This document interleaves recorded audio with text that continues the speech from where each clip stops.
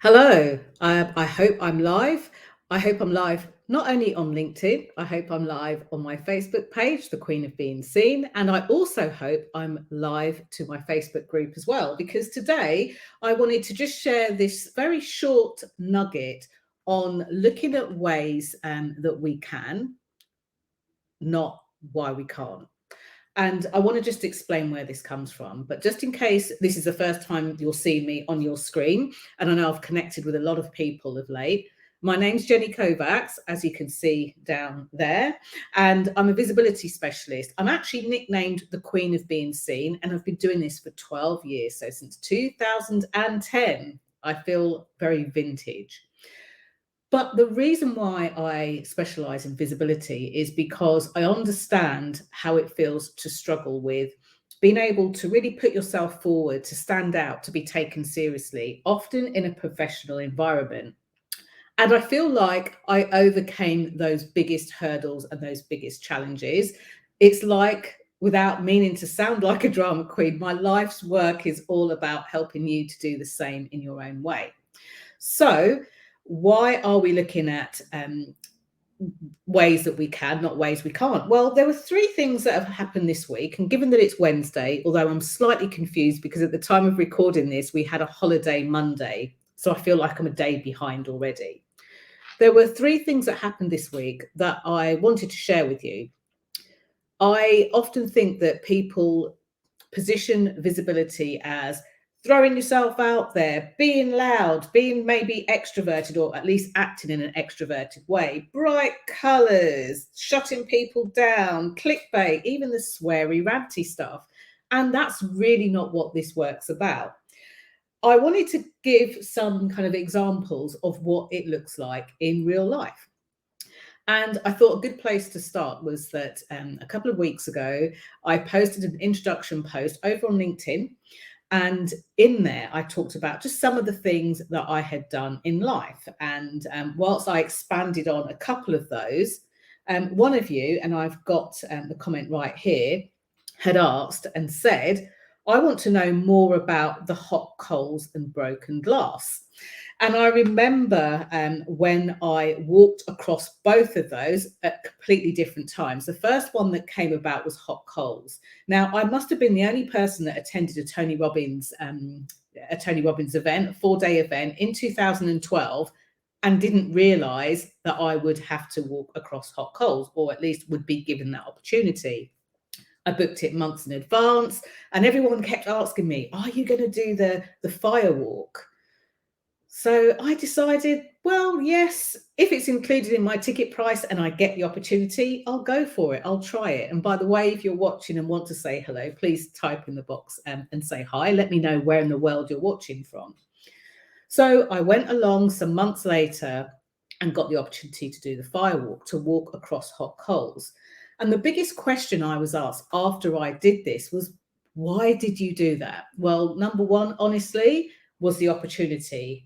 Number two, and probably the most important thing about that experience, was because I wasn't sure whether I would actually be doing it or not, I freed up my brain space to not worry about it. I didn't overthink it for months because it was quite a few months in advance that I booked it.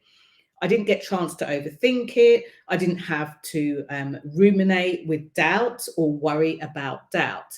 Now, this is important given the title of this video. Look for ways you can, not ways that you can't. Because one of the things that I come across quite a lot when I work either with teams, especially with driven teams, sales teams, customer service teams, and senior and exec teams, is quite often we will spend a lot of our brain space looking at why something doesn't work, which is a good place to start, but we can't stay there. At some point, it's really great for us to go forward, march forward, move forward, keep on moving. And with that, we start to look at ways that we can. We might not know how, and I'm saying hi to Heathstone, who I think is watching on LinkedIn.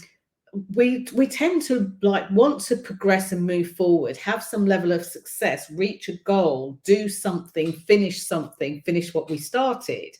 But we don't often have a look at how we can do that, because we'll tell ourselves, well, I don't know. We don't know. So that was one example of the hot coals, and the other one was the broken glass. And yes, I volunteered to do this. No, I wasn't in a city centre in somewhere in the world on a drunken, weekend night. I volunteered to walk across broken glass, and I'll have to dig out a photo. If you're interested in seeing it, just put a note in the comment and I'll dig out the photo. But the thing that I looked at was my face. There was a level of focus on my face that, of course, I wouldn't have seen before. And again, it really ties into the look for ways you can, not why you can't. You see, when I'm coaching people, especially when I'm coaching them privately and we get the space and time to speak and to find out what's challenging them, what they're worried about, what they're struggling with, I get insights into what's working or not for them. And even this week during private coaching sessions, people would tell me about something that they didn't think they could do and would often dismiss it, put a red line through it and write it off. And they would write it off as if, well, this is not supposed to happen. It's not meant for me. It's not meant to happen. And that's just simply not true. It's how we think about it.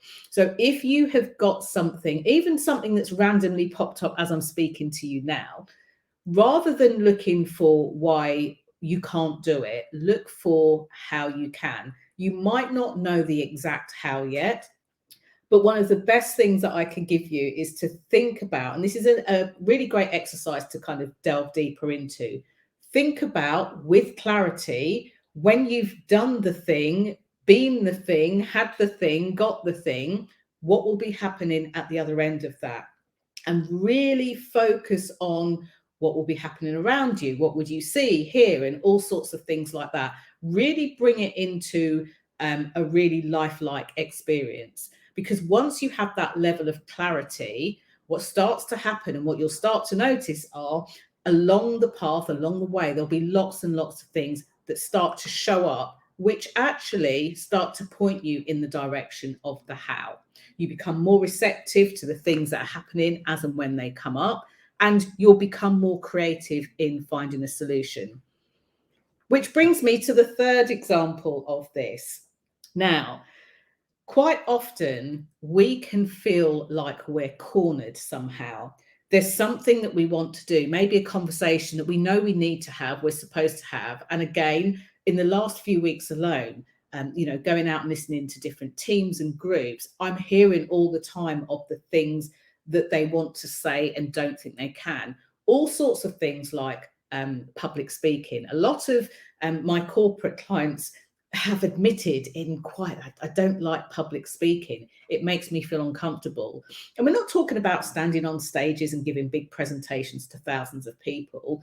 For many of your people that excel, for many of your high performers, it makes them feel somehow off kilter when they think they're expected to speak up in a meeting, especially if the general consensus isn't the same, sharing the same point of view as theirs.